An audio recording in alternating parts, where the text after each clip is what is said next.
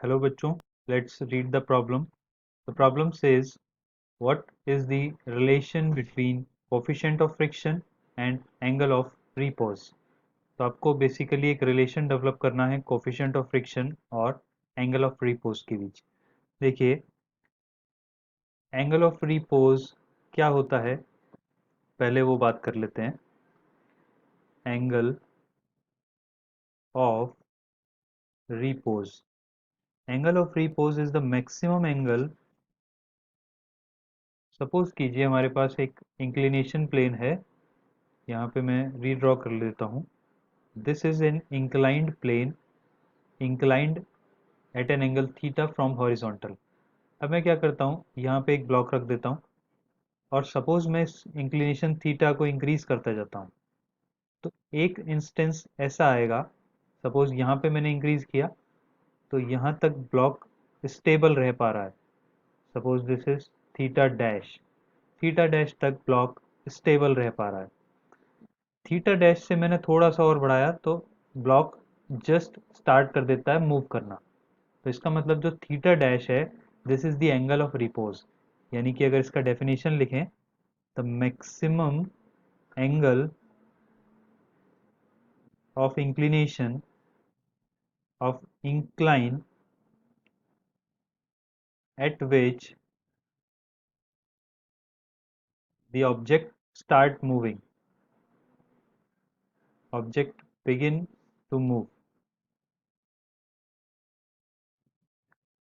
So theta dash हमारा ये angle of repose हो गया। कोफिशिएंट ऑफ फ्रिक्शन आप जानते हैं म्यू होता है। अब कैसे कैलकुलेट करेंगे, देखिए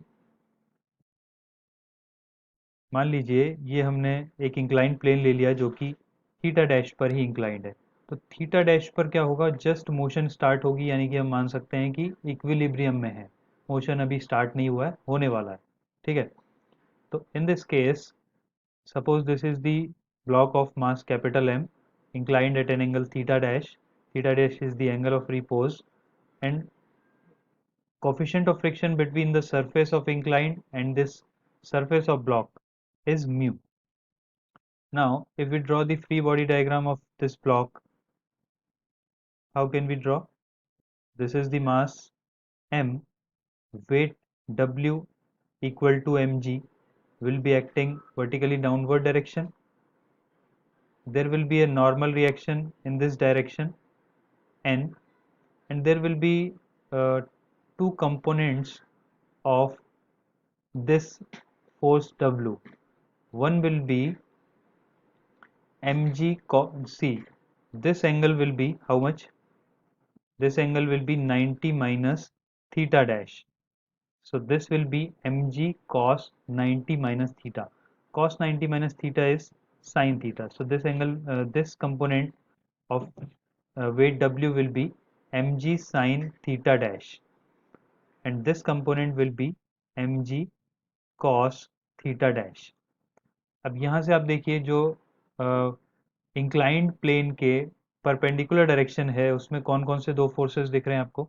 ऊपर की तरफ नॉर्मल फोर्स और नीचे की तरफ mg cos थीटा डैश। अगर ये ब्लॉक इक्विलिब्रियम में है तो नॉर्मल के अलोंग भी फोर्सेस इक्वल होंगे। लाइकवाइज जो अलोंग द इंक्लाइंड फोर्सेस होंगे, that will also be balancing each other. तो नीचे यहाँ पर देखिए M G sine theta dash लग रहा है, ऊपर की तरफ इस पर एक फोर्स लग रहा होगा, दैट इज फ्रिक्शन फोर्स। कि ब्लॉक अगर नीचे मूव करना स्टार्ट करेगा, यानी कि नीचे मूव कर सकता है, तो कोई ना कोई फोर्स ऊपर लग रहा होगा, तभी ये ब्लॉक रुका हुआ है, तभी इक्विलिब्रियम में है।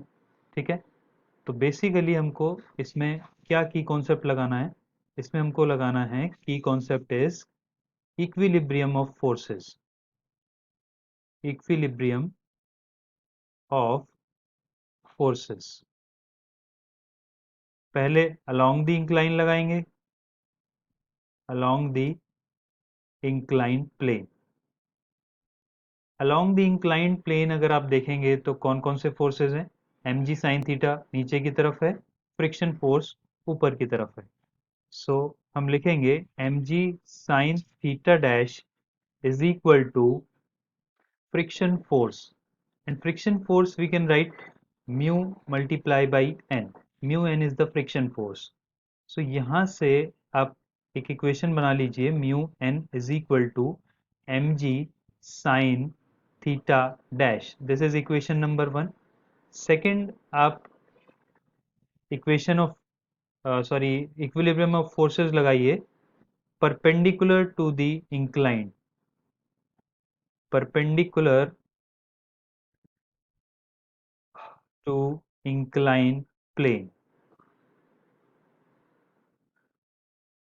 इंक्लाइंड प्लेन के परपेंडिकुलर कौन कौन से फोर्सेस हैं देखिए, एक तो कैपिटल एन है और एक M G cos theta dash है। तो M G cos theta dash and capital N will be equal, तभी तो दोनों फोर्सेस एक दूसरे को बैलेंस कर रहे हैं। Now this is equation number 2। अब यहाँ पर आप देखिए, अगर आप इक्वेशन 1 को इक्वेशन 2 से डिवाइड कर देते हैं तो what will you get?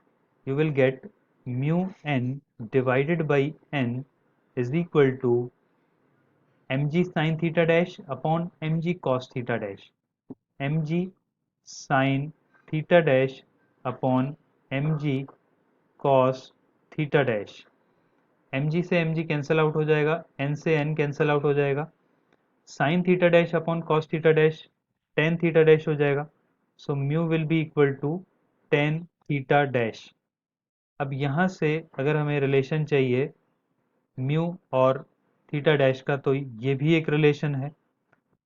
एक दूसरे तरीके से भी ले सकते हैं हम इसको, taking tan inverse both side, tan inverse ले लेंगे दोनों साइड पे।